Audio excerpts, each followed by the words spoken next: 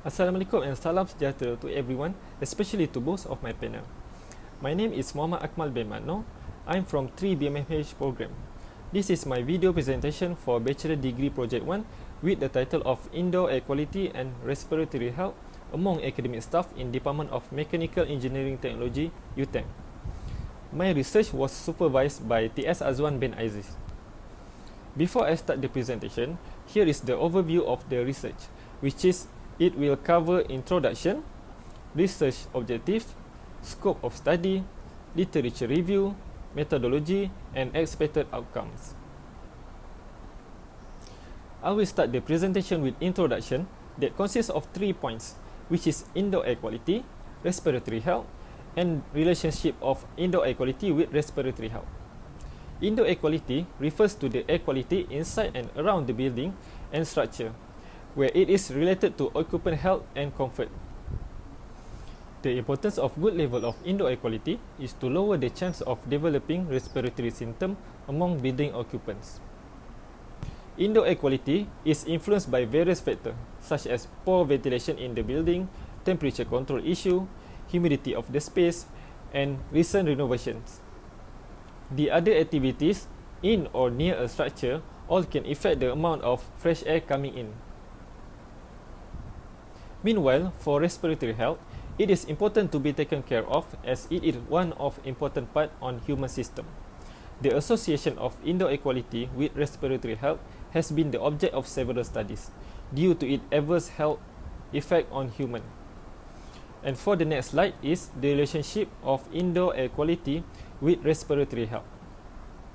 Constant exposure to excessive contaminant particle in enclosed space can cause difficulties in breathing, cough, asthma, decreased lung function, chronic loss of pulmonary function, and the worst is lung cancer.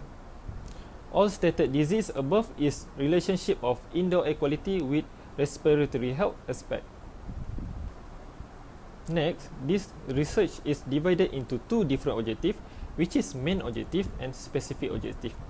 The main objective of this research is to determine the level of indoor air quality parameters and its association with respiratory health among academic staff in Department of Mechanical Engineering Technology, UTeM. As for specific objective, there are 3 objectives to be focused on, which is the first one is to measure the level of indoor air pollutant such as particulate matter, volatile organic compounds, carbon monoxide, carbon dioxide, temperature, air velocity, and relative humidity in office room of JTKM academic staff. Secondly, to determine the symptom of respiratory health among academic staff in Department of Mechanical Engineering Technology, UTeM. And the last one, to associate indoor air quality and respiratory health among academic staff in Department of Mechanical Engineering Technology, Universiti Teknikal Malaysia, MELAKA. The hypothesis that will be achieved based on the research is excessive indoor air quality contaminant in enclosed space will lead to poor indoor air quality. Also, high exposure to contaminant particles will increase the effect of respiratory health among the staff in the occupant building. The scope of study in this research are as follows. The scope is to focus on indoor air quality of lecturers' office room and focuses on the sample of this research, which is JTKM academic staff at Factory 3, Faculty of Mechanical and Manufacturing Engineering Technology, UTeM. Relationship between indoor air quality and respiratory health of JTKM academic staff is also one of the scope of this study. Move on to the literature review. Here is the summary of past research that has been done. First one is for indoor air pollution. Indoor air pollution raises the risk of many diseases and among the world's top causes of mortality. Every year, it is estimated that air pollution causes 3.8 million premature deaths worldwide based on World Health Organization. Next is indoor air quality. It is characterized by the presentation of pollutant concentration and thermal conditions that may have a harmful effect on the health, comfort, and performance of occupants in the building based on US Environmental Protection Agency, EPA. The health effect related to indoor air quality is shown by previous study by Vince, where various symptoms and illnesses have been related to poor indoor air quality in buildings and houses throughout the last few decades. Indoor exposure to inorganic, chemical, physical, and biological pollutant is prevalent, pervasive, and long-lasting, even at low levels. Continuation of the literature review is respiratory health. Constant exposure to excessive contaminant particles in enclosed space causes difficulties in breathing, cough, asthma, decreased lung function, and chronic loss of pulmonary and lung cancer based on OSHA on 2020. And for the correlation between indoor air quality and building occupants, past research proved that indoor air quality will affect the psychology of building occupant in completing tasks in the office. Last one is the effect of indoor air quality to the office worker. Based on the past study, 45% of the workforce in 100 US public buildings reported at least one health symptom connected to employment, and 20% reported symptom in the following categories. The first one is mucosal irritation in the eyes, low respiratory symptom, for example coughing. Next, central nervous system, for example headache, and lastly is tiredness.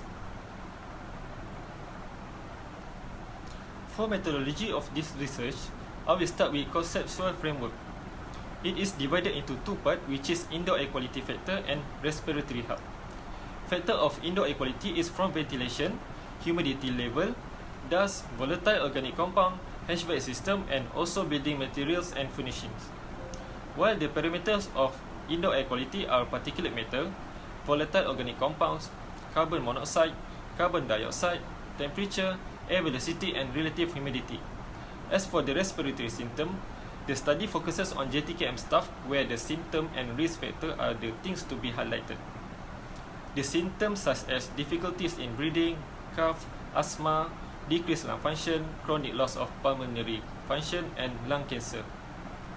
As for risk factor, the point is the age of sample, socioeconomics, smoking habits, exposure history, and also existing sickness. Continue with methodology in this research. The study design that was selected is a cross-sectional comparative study, and the sample unit is academic staff, which male and female included. The study area chosen is at academic staff office room at Factory 3, Department of Mechanical Engineering Technology. Data collection is based on two methods, which is by questionnaire and also by measurement of indoor air quality parameters at the study area by using specific equipment. Questionnaire was used to gain the data of socio-demographic, exposure history, and respiratory symptom. Equipment used to measure the indoor air quality parameters is EVM7 series. It can measure particulate matters, volatile organic compounds, carbon monoxide, carbon dioxide, temperature, air velocity, and relative humidity in one testing. Continuation with methodology is data analysis. This research based on two methods, which is statistical analysis, where descriptive analysis, bivariate analysis, and multivariate analysis are used to identify, to determine the minimum, maximum value, mean, standard deviation of indoor air quality parameters, and to find the correlation between indoor air quality and respiratory health. Meanwhile, parameters of respiratory symptom were assessed by using sets of questionnaire. This is the research protocol of this research, as it is used to meet all three objectives of the research. Moving on to the next slide is the Gantt chart. It is to show the project activity, progress, and planning for PSM1 and PSM2. Last but not least, expected outcome of this research. The expected outcome of this research are indoor air quality data collected, general respiratory symptoms that related to indoor air pollutant are able to identify, indoor air quality in building can be maintained according to ICAO 2010 standard to provide comfort to occupant, relation of indoor air quality and respiratory health proof, and lastly, the reduction of contamination in building to reduce risk of respiratory health problems. After completing the research, it is expected that all the outcomes was achieved. Here a few lists of the references that was stated. For more detailed references can be referred from the thesis report. That's all from me. Thank you very much.